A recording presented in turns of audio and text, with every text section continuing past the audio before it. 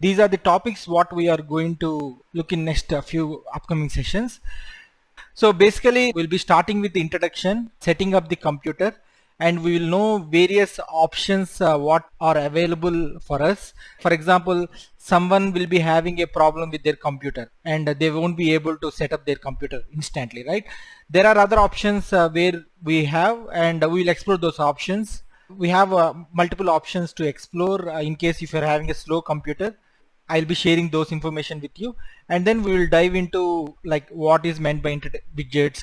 When it comes to this introduction to widgets, that is where we will be actually starting the coding part. So this is the part where we'll be actually doing the coding part, and then I will also show you how to release your apps. So I'll be demonstrating how to release apps into Google Play Store. I don't have a MacBook in order to show you how to release apps to MacBook. So that part I will leave for you guys to explore. But as per the Flutter documentation, what they say is with very 99% of the code you don't have to change. Whatever working for Android, it will work. Okay. If in case if you're having any specific things you want to do for other environment, that is the thing you need to take care of. Possibly if an app is working on Android, it will work on Apple also. So we will explore those things. So I will be showing you how to release the apps, and I will also be showing you from the scratch. Okay. So and then I will also share you how to work as a team.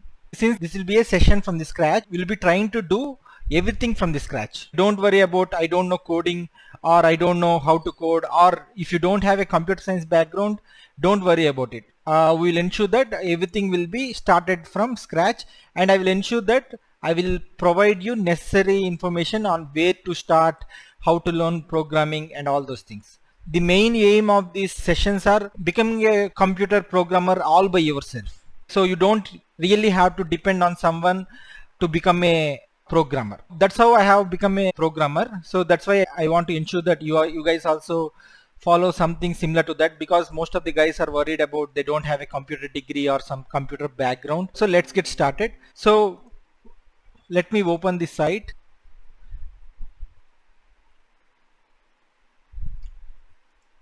Okay, so nowadays whatever you want to learn and whatever companies are coming with, okay, they are ensuring that they are providing a very good documentation.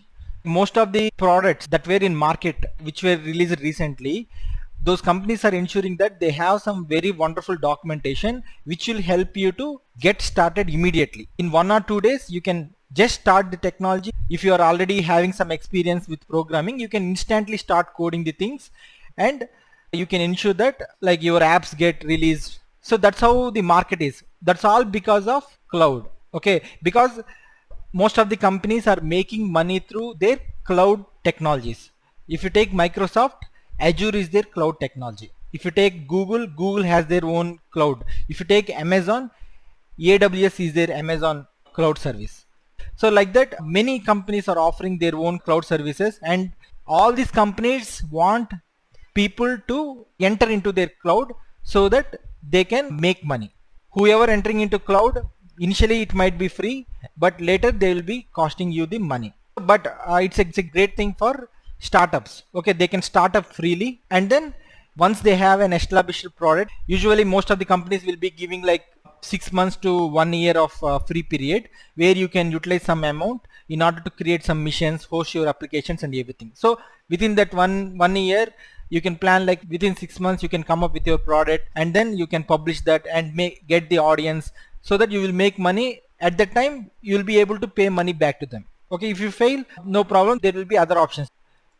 So about Flutter, Flutter is a cross-platform development environment where you will be using Flutter to develop apps across multiple platforms. For example, if you learn Python, if you take Python, you won't be able to develop mobile apps using Python. For each and every programming language, there are some limitations. If you take Java, you will be able to develop mobile apps for Android. You can also develop desktop apps. If you take Python, you can develop desktop apps, but you can't develop mobile apps using Python. So that is where your Python will stop. If you're developing some apps, at some point you want to develop some mobile app, because that is where major users are interacting. For example, previously many people used to have computers, But are people purchasing computers these days? No, unless and until they are from computer science background, or if they really need a computer, they are purchasing it. Otherwise, everybody is going for mobiles. Mobile is the space where we need to target. If you are going with Python, that is where you stop. But it doesn't mean that you should not learn Python. You can learn Python. There are other areas where Python is really good at. So where Python is good at, I think it's data science part where it is good at. So when it comes to companies, IT companies, if you take companies like Wipro, Infosys, TCS, these are some companies. There are so many companies right now. It's like if you take these companies, what happens is they want to make some decisions, right? So in order to make those decisions, they need data science. That's where Python will come into picture. Okay, so if you really want to be part of company decision making system, you need to target data science. Okay, or if you want to go with a startup where your startup will help people to do something like some, for example, Swiggy, Zomato, or some Facebook app. Okay, if you want to create something, that is where you come to mobile development. When we come to mobile development, we have number of options: Android, iOS. Sometime back we have Windows also, Windows app development. Now it's gone. Now popular mobile platforms are Android and iOS. So if you want to develop an Android app, you need to learn Java and do apps in Android Studio. Don't worry about what is Android Studio. And if you want to develop iOS apps, you need to learn C programming, and then there is something called Objective-C, like which is developed by Apple. Don't worry about what is Objective-C. You must have not heard it, because you might have heard that C++ is the objective programming language for C. But in real time, there is something like Objective-C, which is used by Apple. So which is used for developing iOS apps. So taking this, each company having their own platform to develop apps, it will make difficult for companies to develop apps across multiple platforms. Okay, so if you take a company who wants to enter into mobile platform, they need to have two teams. One is for Android, one is for iOS. For example, if they are paying £1,000 for each team, they have to pay £2,000. That is where cross-platform development comes into picture. Okay, so Flutter is a cross-platform development, which means that when you write a program in Flutter, it will work in Android space as well as iOS space. Using Flutter, you can target multiple platforms. That is where Flutter comes into picture. So it's kind of great asset for startups, right? So they don't have to have multiple teams. They can go with Flutter itself. Okay, so actually these days Flutter has been moved into websites as well. So which means that you can develop websites using Flutter.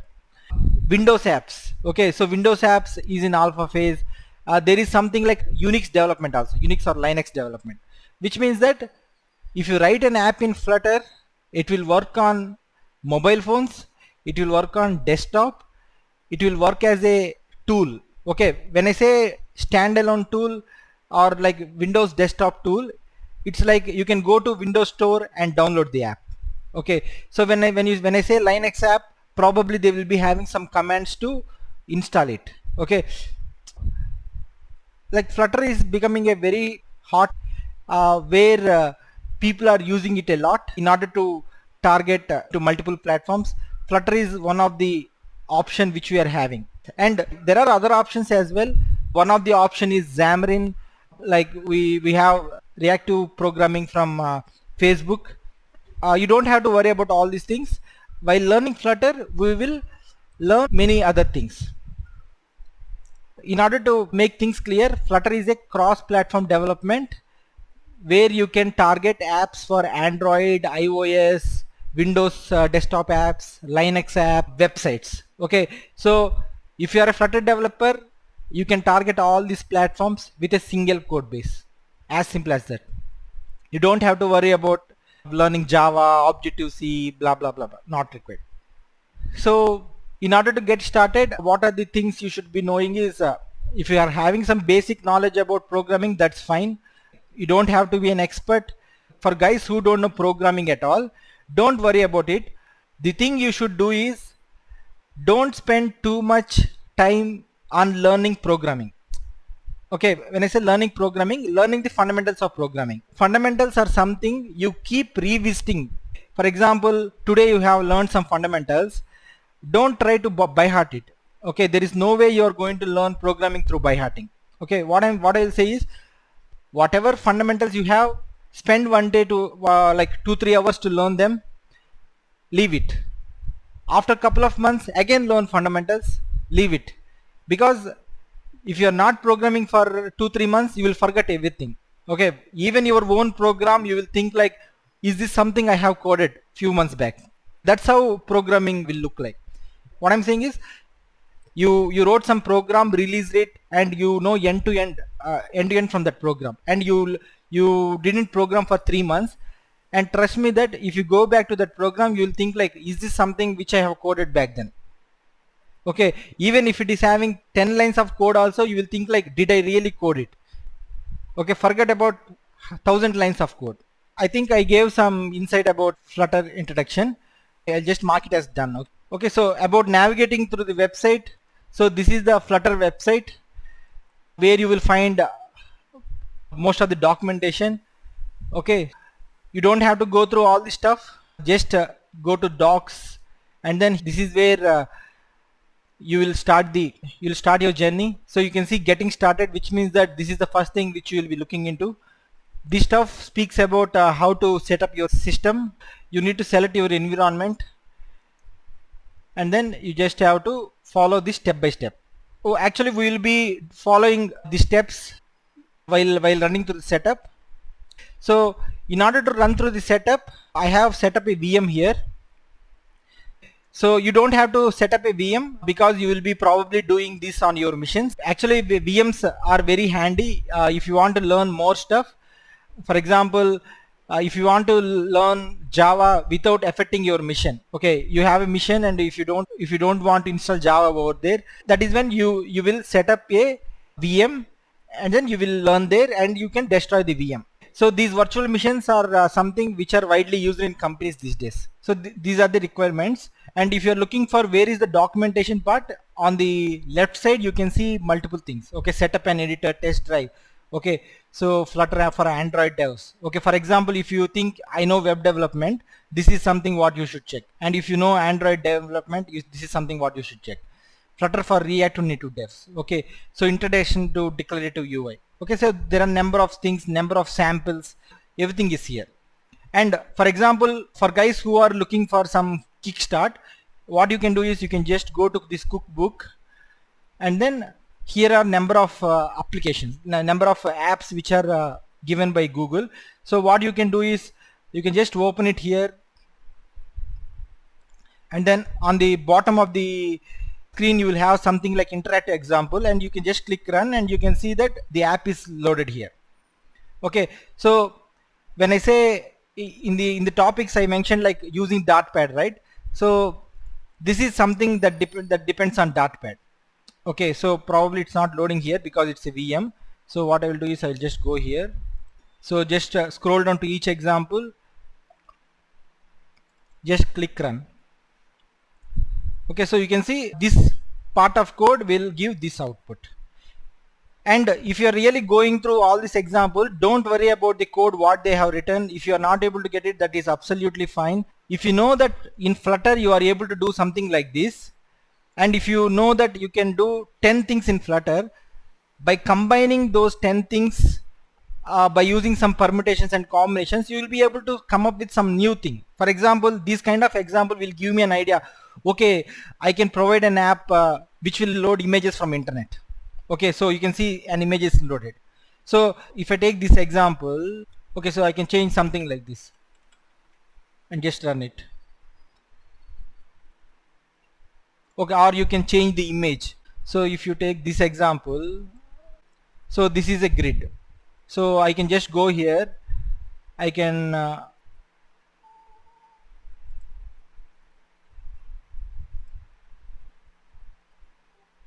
take this part which is actually loading the images. Okay,